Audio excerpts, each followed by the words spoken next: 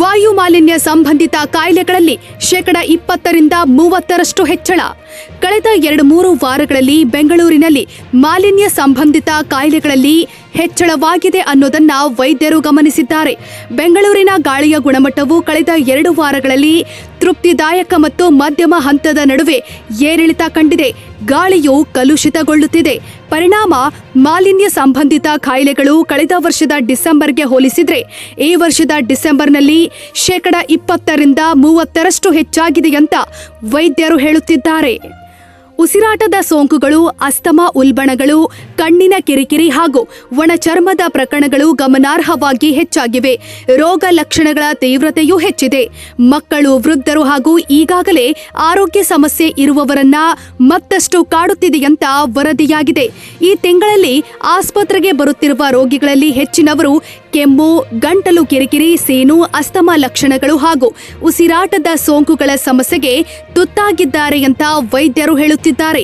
ಕಳೆದ 2 ವಾರಗಳಲ್ಲಿ ಉಸಿರಾಟದ ತೊಂದರೆ ಎದುರಿಸುತ್ತಿರುವ ರೋಗಿಗಳ ಸಂಖ್ಯೆ 20% ಮತ್ತು ಮೂಗು, ಗಂಟಲಿಗೆ ಅಲರ್ಜಿ ಅಥವಾ ಇನ್ಫೆಕ್ಷನ್ಗೆ ತುತ್ತಾಗಿರುವ ರೋಗಿಗಳ ಸಂಖ್ಯೆ 30% ಏರಿಕೆಯಾಗಿದೆ ಅಂತ ಶ್ವಾಸಕೋಶ ವಿಭಾಗದ ವೈದ್ಯರು ತಿಳಿಸಿದ್ದಾರೆ.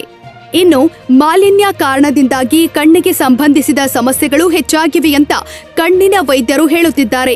ಈ ವರ್ಷ ಕಣ್ಣಿನ ಕಿರಿಕಿರಿ ಹಾಗೂ ಕಣ್ಣು ಕೆಂಪಾಗುವಿಕೆಯ ಪ್ರಕರಣಗಳು ಸುಮಾರು 30% ಹೆಚ್ಚಾಗಿದೆ. 2024 ಡಿಸೆಂಬರ್ಗೆ ಹೋಲಿಸಿದ್ರೆ ಪ್ರಕರಣಗಳು ಸುಮಾರು 50% ಹೆಚ್ಚಾಗಿದೆ. ಕಣ್ಣಿನ ಮೇಲ್ಮೈ ಮತ್ತು ಕಣ್ಣುಗಳನ್ನು ತೇವವಾಗಿಡಲು ಕಾರಣವಾಗುವ ಮೈಬೋಮಿಯನ್ ಗ್ರಂಥಿಗಳ ಮೇಲೆ ಪರಿಣಾಮ ಬೀರುವ PM 2.5 ನಂತಹ ಸೂಕ್ಷ್ಮ ಕಣಗಳು ಗಾಳಿಯಲ್ಲಿ ಹೆಚ್ಚುತ್ತಿರುವುದು ಕಣ್ಣಿನ ಸಮಸ್ಯೆಗಳ ಹೆಚ್ಚಳಕ್ಕೆ ಕಾರಣವಾಗಿದೆ ಅಂತ ನೇತ್ರಶಾಸ್ತ್ರಜ್ಞ ಡಾಕ್ಟರ್ ನರೇನ್ ಶೆಟ್ಟಿ ಹೇಳಿರುವುದಾಗಿ ವರದಿಯಾಗಿದೆ.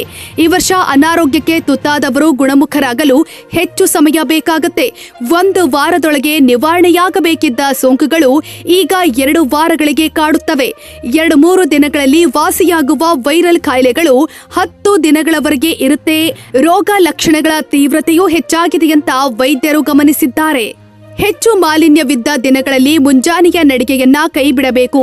ಚಳಿಯ ಮಂಜಿನಿಂದ ಮಾಲಿನ್ಯಕಾರಕ ವಸ್ತುಗಳ ನೆಲದ ಹತ್ತಿರವೇ ಉಳಿಯುವುದರಿಂದ ಮುಂಜಾನೆಯ ನಡಿಗೆ ವೇಳೆ ಸೋಂಕುಗಳಿಗೆ ತುತ್ತಾಗುವ ಸಾಧ್ಯತೆ ಹೆಚ್ಚು.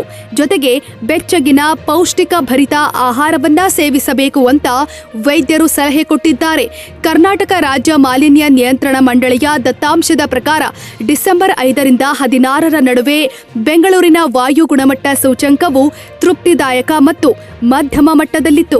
ವಾಯು ಗುಣಮಟ್ಟ ಸೂಚಕವು 0ರಿಂದ 50 ಇದ್ರೆ ಅದು ಉತ್ತಮ, 51ರಿಂದ 100 ಇದ್ರೆ ಅದು ತೃಪ್ತಿದಾಯಕ, 101ರಿಂದ 200 ಸೂಚಿಸಿದ್ರೆ ಅದು ಮಧ್ಯಮ ಮತ್ತು 201ರಿಂದ 300 ಸೂಚಿಸಿದ್ರೆ ಕಳಪೆ, 301ರಿಂದ 400 ಸೂಚಿಸಿದ್ರೆ ತುಂಬಾ ಕಳಪೆ ಮತ್ತು 401ರಿಂದ ಹೆಚ್ಚಿಗೆ ಸೂಚಿಸಿದ್ರೆ ಅದು ತೀವ್ರ ಅಂತ ವರ್ಗೀಕರಿಸಲಾಗಿದೆ.